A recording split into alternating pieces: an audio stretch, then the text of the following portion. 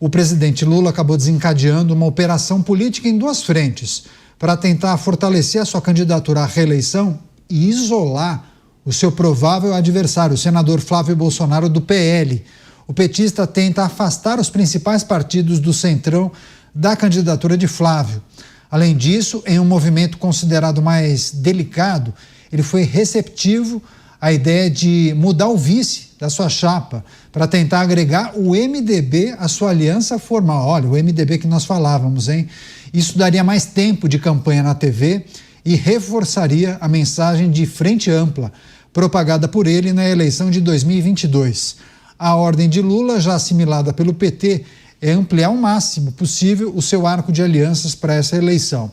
Articuladores petistas acreditam que a maioria do eleitorado já decidiu de qual lado ficará e que apenas algo em torno de 10% dos votos está em disputa. Por isso, qualquer ajuda para atrair eleitores seria muito valiosa.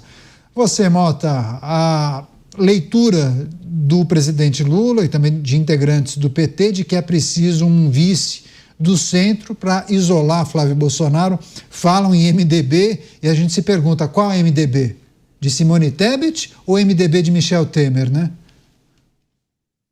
Pois é, e a gente precisa pensar em que mundo isso faz sentido. Em que mundo políticos de esquerda radical que todo dia sugerem projetos, leis contra a iniciativa privada, para aumentar o tamanho do Estado, para tornar mais difícil você criar empregos no Brasil, para tirar mais dinheiro do bolso do cidadão, agora fazem uma aliança com políticos de centro, políticos que não têm nenhuma convicção ideológica. Isso é o que o pessoal da esquerda chama de companheiros de viagem. Por que eles chamam isso? Porque são aqueles aliados que estão com você durante a viagem até o socialismo. Quando chegar no socialismo, aí você dá algum destino para esses companheiros, mas não é compartilhar o poder. Isso aí é uma novidade da política sem novidade, né? O mesmo jogo político jogado sem participação do cidadão. O cidadão só aparece de 2 em 2 anos para dar um ar de legitimidade, né? Dar um votinho ali e fica tudo bem. É um jogo no qual quem vence não é quem tem melhor proposta, não é quem tem as melhores intenções, não é quem tem as melhores ideias. Quem vence é aquele que tem o maior poder de enganar o eleitor. Você, Dávila, num passado não muito distante, o Partido dos Trabalhadores, talvez com aquele Lulinha Paz e Amor, conseguiu convencer uma porção de partidos de centro a embarcarem no projeto. Por que dessa vez Lula não conseguiria?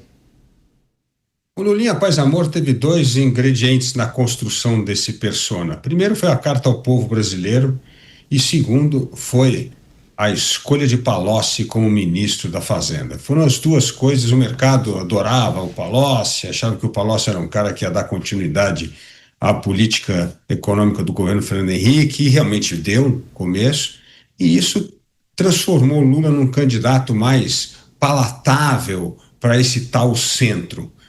E por isso Lula conseguiu vencer a eleição. Um pouco antes da publicação da Carta ao Povo Brasileiro, Lula corria o risco de perder a eleição novamente, e foi justamente essa guinada que conquistou esse voto do centro.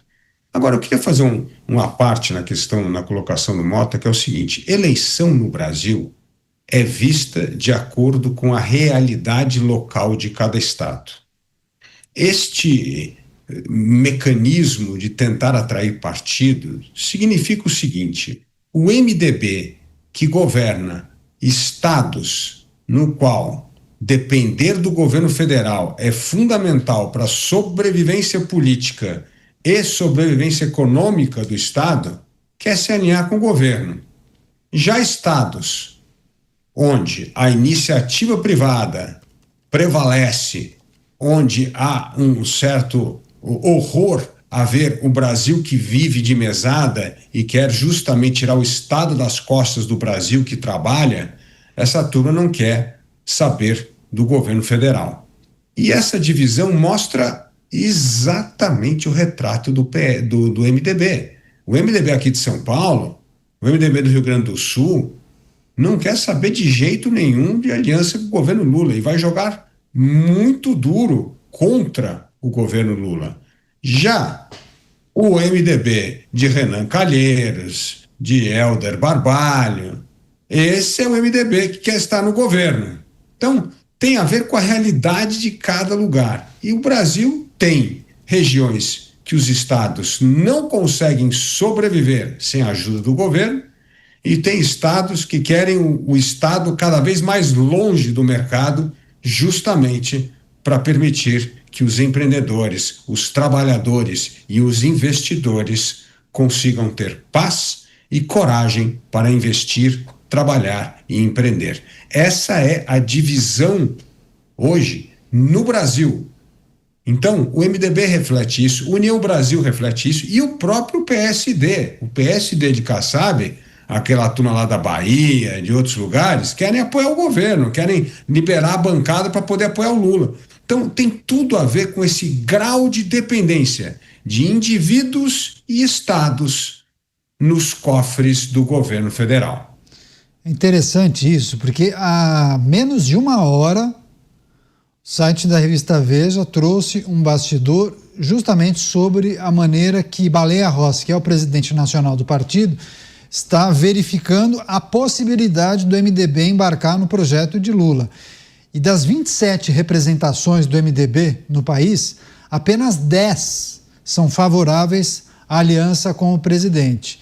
E aí os diretórios mais robustos, aqueles com maior densidade eleitoral, são contrários a esse projeto. E aí eu coloco São Paulo, Minas Gerais, Paraná, Rio de Janeiro. Então, 17 são contrários, dentre eles aqueles que têm a maior quantidade de eleitores.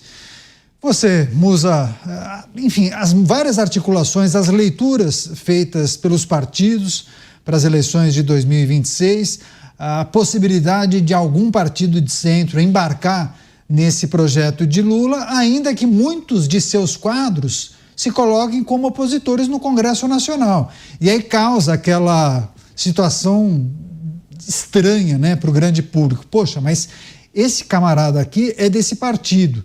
E ele passou os 4 anos descendo a lenha no governo Lula. Agora o partido está nessa parceria com o presidente, apoiando a reeleição do presidente. É difícil de entender, né, Musa? É que fica muito mais óbvio quando a gente enxerga a política como de fato ela é, né, Caniato? Isso é um balcão de negócios, não há ideologia. Os interesses, e aí volta naquela definição que nós falamos entre direita e esquerda, os interesses individuais, ele é do ser humano, ele sempre se sobrepõe aos interesses coletivos. É bastante natural isso, uma definição do ser humano, e está tudo bem nisso. A questão é que a política ela é carregada de incentivos perversos que permitem que esses interesses individuais se tornem corrupções a céu aberto e balcão de negócio financiada pelo dinheiro de terceiros. Não tem importância nenhuma se você tiver com o seu dinheiro querendo ganhar mais e para isso você precisa fornecer, prover pessoas de produtos e serviços de qualidade. Do indivíduo, você está possibilitando o coletivo de produtos e serviços de melhor qualidade. Mas não, nesse caso da política, é um financiamento obrigatório por parte dos pagadores de impostos para financiar pessoas que pouco se importam com a ideologia privada de cada um deles. Ali, o que vale é, eu posso defender o A, como eu posso defender o Z, dependendo dos interesses que me coloquem à mesa. Ou seja, a gente não pode confiar os nossos futuros, os nossos objetivos, nas mãos de políticos que não se posicionam ou que se posicionam podem muito bem mudar de opinião. Só para finalizar, o Dávila falou um negócio muito interessante. A gente fala com certa obviedade do PSD do Kassab, mas como muito bem ele falou, tem muita gente dentro do PSD que continua apoiando o próprio governo, porque lá dentro tem ali as suas boquinhas, os seus ministérios, as suas regalias, etc. Então, acho que tudo isso é importante para trazer à tona, e eu acho que a gente vem passando por esse processo de amadurecimento político, Caniato. É como se a gente desromantizasse um pouco da nossa visão política. Veja a política como de fato ela é, para que a gente não mais tenha que ficar surpresos negativamente com tudo isso. Quando você encara a verdade, você vai direto ao fato. E a verdade é essa. Gente que se xinga da boca para fora, mas dentro de casa estão todos apertando a mão do outro. Agora, Mota, quando a gente escuta uma justificativa indicando que a aliança seria importante para aumentar o tempo de televisão, parece que a gente está discutindo uma estratégia eleitoral dos anos 90, do início dos anos 2000. Faz sentido falar em uma aliança, uma frente ampla com tantos partidos para aumentar o tempo de televisão? Em 2018, sabe quem tinha o maior tempo de televisão? Geraldo Alckmin. Microfone fechado, Mota. Caniato, você estragou o meu comentário. Eu pensei que você estava levantando a bola para eu cortar e aí você cortou a bola. Pois é curioso, mas são essas coisas que movem a política, né? A política brasileira é movida a esses cálculos, alianças em troca de tempo de televisão.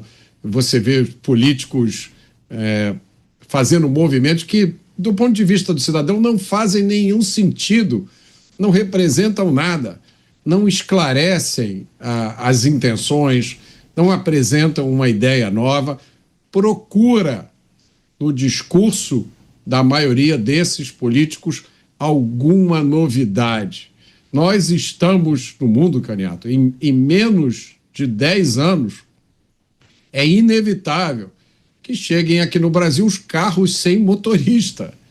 Daqui a pouco, todos nós vamos ter, vai ser barato, nós ainda vamos ver isso, robôs como assistentes pessoais. A inteligência artificial hoje ocupa espaço, já está ocupando espaço, onde a gente nem desconfia. Em muitas situações a gente acha que está lidando com seres humanos e não está mais. Estamos lidando com a inteligência artificial. O que o Brasil está fazendo para se preparar para isso? Seja como produtor de tecnologia, ou seja para adotar essa tecnologia. Nós estamos discutindo ideias do século XX ainda, do início do século XX. As principais ideias que movem a política brasileira são variações das ideias criadas em 1848 por um alemão barbudo que não entendeu a Revolução Industrial. Um sujeito que jogou a família na miséria, dependeu a vida inteira de mesada de um amigo rico para sobreviver. Para quem não estiver ligando o fato à pessoa, eu estou falando de Karl Marx. E essas são as ideias que movem a política brasileira. Então imagina a sensação do cidadão quando olha para a política e ele só vê duas coisas. Essas ideias de 1848 ou então esse joguinho de conveniência, de troca de nacos do poder em torno de apoio. Não é à toa que o eleitor brasileiro vive desanimado. Pois é. Deixa eu fazer uma rápida parada para você que nos acompanha pela rede. Mas nós seguimos aqui com os nossos comentaristas. O Mota fez uma boa provocação e é preciso também lembrar você que nos acompanha. Se você puder, estude tudo o que você conseguir sobre inteligência artificial. Ela vai te ajudar na sua vida pessoal, no seu trabalho. Não perca tempo fazendo caricatura bonitinha para postar na rede social. Não peça para o ChatGPT fazer uma caricatura sua para você postar no seu story. Bacana, legal, muita gente fazendo isso. Mas o universo da inteligência artificial é muito maior e pode te ajudar. Se você se dedicar à inteligência artificial, você vai fazer a diferença no seu trabalho. Pode crer, pode acreditar. Você, Bruno Musa, só para a gente passar a régua nessa discussão em torno das estratégias dos partidos, o que é importante ser analisado aqui, o que vai fazer a diferença na campanha eleitoral, as narrativas que vão ser adotadas, vai ser uma repetição dos filmes que foram apresentados nos últimos anos? Infelizmente, acredito que sim, até porque nós vivemos nessa época polarizada desse processo, que eu acredito que culminará em alguns anos, assim, espero num amadurecimento maior, mas a gente vê ao longo dos últimos tempos, essa politização mais da vida, que faz parte, no meu entender, desse, repito, de crescimento com conhecimento da política. Nós passamos a votar naquele que antagoniza o que nós rechaçamos e não planos de governo. A gente vê discussões, a gente vê brigas, vemos xingamentos, mas não vê nada produtivo. De fato, são poucos produtivos que a gente vê. Então, eu espero que alguns nomes que estão sendo ventilados, que nós vamos falar aqui adiante, talvez tragam dados mais embasados para a gente discutir e crescer de verdade.